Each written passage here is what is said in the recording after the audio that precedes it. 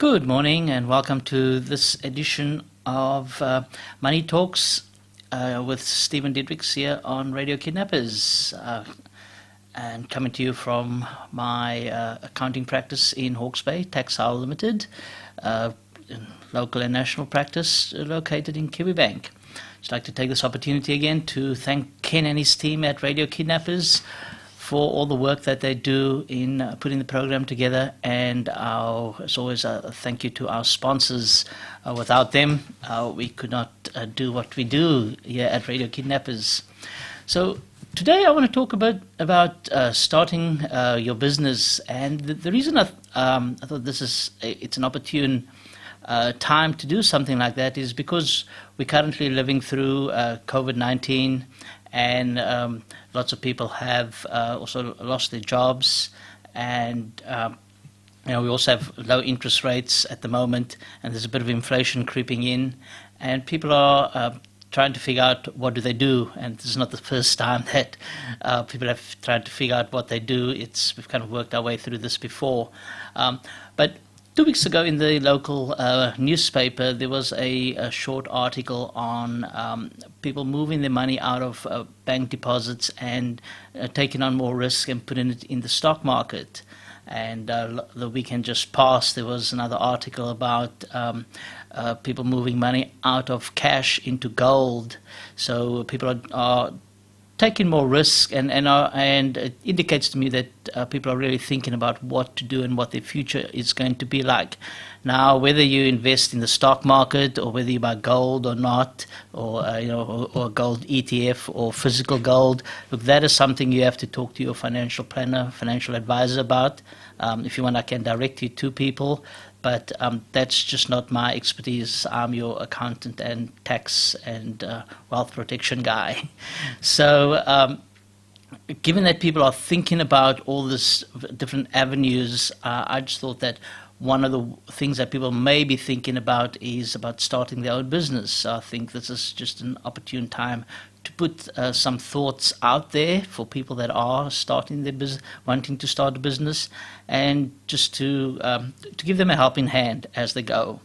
So when you start your business, for me, the important thing is to work out why you want to do it and what you're passionate about.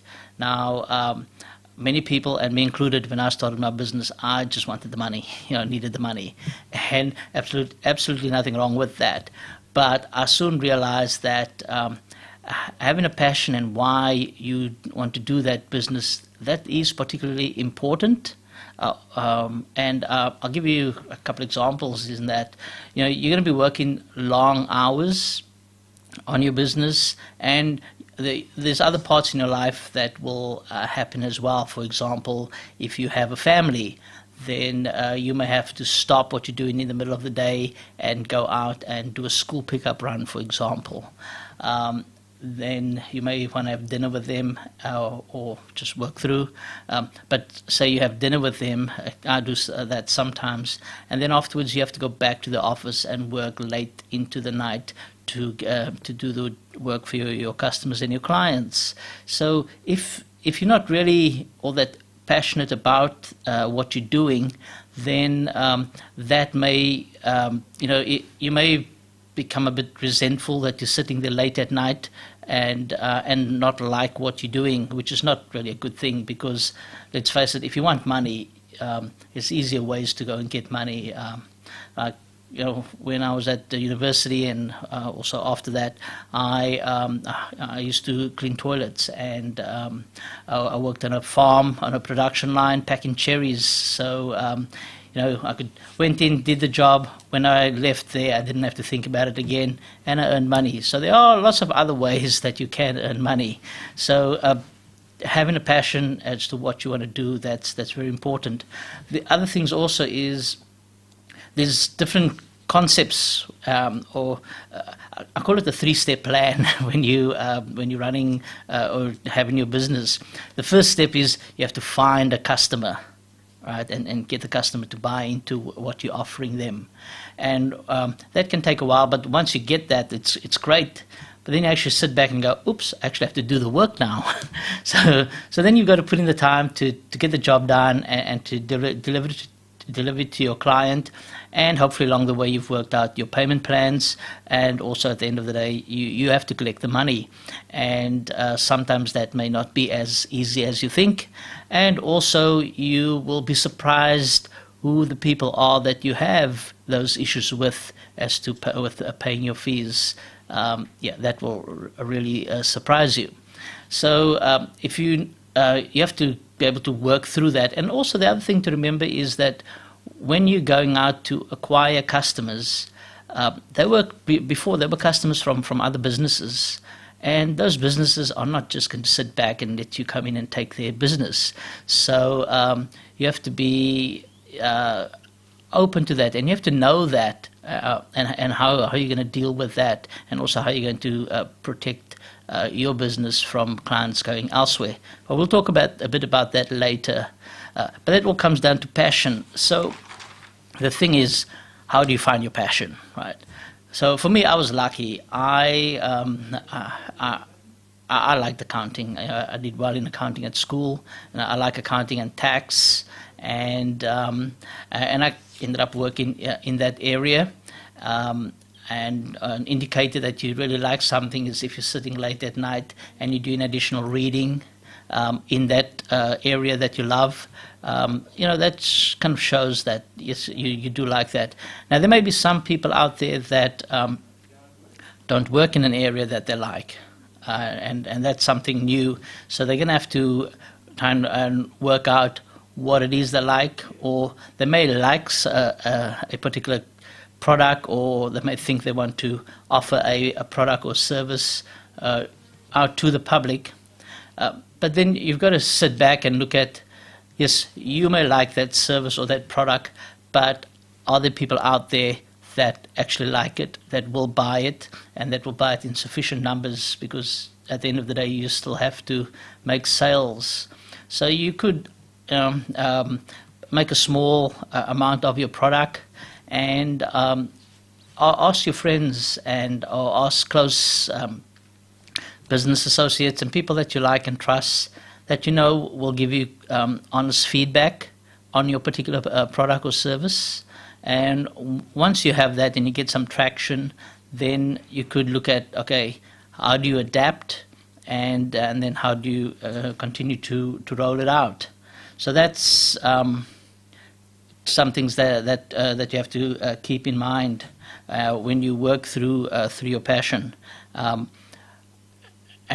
when you go through to find your passion. So for me, like my passion and with my business as to why I do that is, like, on my business card I have at the back, it's written, everybody has to pay tax, but you don't have to leave a tip. So it's kind of, so I use that with growing and maintaining and growing family wealth. So those are things that you can look at and consider. Okay, so let's just continue to move on. So once you've worked out when you've got your passion, right, and what you're going to do with it, you have to then figure out how to tell people what it is you're going to do about your particular product. And that's where you look at, like, what businesses do is they go, okay, we're just going to, or I shouldn't say all businesses, but some businesses, and a thing to try and avoid when you're starting out is you're going to sell your product or your service to everybody. Now, depending on what it is that may work, or you may want to look at it and go, look, I've got I want a certain type of customer, and just try and focus on that particular customer as in the whole world, right? But then how do you find that particular customer? And you can look at the sales that you've made at the currently, your current sales, and then once you look at your current sales, then you could go to that customers, and you could ask them, look, why are you buying things from me? Which part of my product do you like? And what am I doing that you don't like? Because with what you're doing in this, by asking them these questions, is you're looking for an advantage that you have, and especially when they tell you why they like what you're doing, and when you ask them, what's my competitors, what are other suppliers not doing that you like? So this helps you to put together your unique advantage, your unique position in the market for your particular customers. And you can then put that out to them. Also, once you've worked out, okay, yes, I'm going to put this out to them, then you can you should tell them that you're doing that in all your communication whenever you have conversations with them. So that way your customers see that, yes, you are doing this particular product and you are giving them this particular service, because people forget. And it's like, if you think about, for example, you've got a sore shoulder, right? And somebody suggests, I'll use this cream or drink this product or something, and then you use the cream or you drink the product, and after a while it just kind of goes away, and you forget that you ever had that sore shoulder. You only remember about it again is when that person asks you, hey, how's your shoulder again? And then you go, oh, right, yeah, I haven't felt that soreness for a good couple of weeks now, or a month now. And so it's similar with your customers. When they tell you what they want, and because they're not getting it from someone else, or you not giving it at this time, but then you adapt and you change your focus and you give it to them, you've got to constantly remind them that, yes, they've asked for that and you've given it to them now. Another way of looking at this is if you try and figure out what benefits that you can give them, or what are their pain points, what's frustrating your clients. And if you can come in and provide that particular service to them so that you take away their frustrations, you offer them the benefits, that way your customer will stay with you and come more often to you, and they'll also provide you with referrals. So as you develop that, right, you go through and you adjust your product and your focus, and I suggest that you kind of stay with the customer. Like, yes, your product is important, right, but always trying to work out why you're doing things, because if you know why you're doing things and you can communicate that to your customers, you'll get a better customer, and in my view, you'll get a better customer, and it's a better business proposition for you than looking at, oh, this is our product and we do our product better than ABC company because of whatever reasons. That doesn't really attract people, because everybody's saying that. So if you look at why you're doing this, and why people should buy your product after you explain the why of your business, then things will be a lot easier, and people will know why they should buy your product. For one, you've worked out why they need it, but and two, you've also told them that they need it. So then you don't have to spend as much time on really on talking about your product, because people will know that your product is going to solve their pain points, is going to get rid of their frustrations, and that takes time. So you just have to kind of spend the time and work through it. Yep. So with the different ways of communicating to people, look, there's these days things can be done quite cheaply. Yeah, you can put something on Twitter. There's Instagram, Facebook, YouTube, and there's also radio. There's mail, direct mail, newspaper ads, magazines, and just other cards that you can put in people's post boxes. I wouldn't. I know that things like YouTube and Twitter and I'm not sure if you can post on things like TikTok, but and Facebook. I know that's out there and it's cheap to do, and many people are focusing on that and going away from things like print media and radio and television. Well, television depends on your budget, but I wouldn't dismiss things like radio and the print media, and that's because you still have people that do look at what's in the newspaper, and that do listen to radio, and that do look at their direct mail. And if you can send out a lot of emails as well, but try not to spam people. So people still do look at that, and one of the reasons you just don't want to dismiss it is that if you have another competitor that comes close by, and they just have the financial resources to maybe do YouTube or something better than you, yes, you will lose customer share from that. But because you in a broader advertising space, you're communicating your message through a broader field, right? Still to direct it to certain customers, then you're not just dependent on one particular line of communication, and that way you are more likely to continue to grow your business. So I just want to take a short break there now, and when we come back, we'll talk a bit more about practicalities of running your business. Thank you. Well, welcome back to Money Talks with Stephen Diedrich from Taxile on Radio Kidnappers. So we'll just continue with our session on starting your business. So we spoke about our why and working out our passion and how to do it, and also communicating our passion and communicating our message to people, our advantage to people. What I want to point out now is that, look, realistically, when you start, things are just not going to go all your way. There will be times when it's like, oh wow, this is great, things are going really well, and then all of a sudden, Murphy will come in, and things will just go differently. There's balance. So if you guys don't know about Murphy's Law, you may want to look it up.